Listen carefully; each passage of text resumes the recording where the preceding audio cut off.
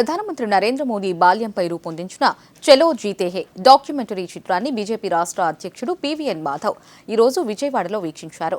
ఈ సందర్భంగా ఆయన మీడియాతో మాట్లాడుతూ పేదరికం నుంచి ఎదిగిన మోదీ జీవితంలోని కష్టాలను ఈ చిత్రం తెలియజేస్తోందన్నారు.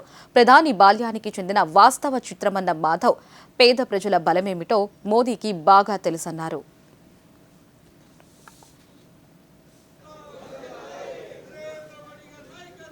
చలో జీతే హే అనే సినిమాని చూడటం జరిగింది. ముఖ్యంగా రాష్ట్ర వ్యాప్తంగా 18 స్క్రీన్స్లో ఈ యొక్క షార్ట్ ఫిల్మ్ని ఉచితంగా ప్రజలు వీక్షించడానికి అవకాశం కల్పిస్తున్నారు.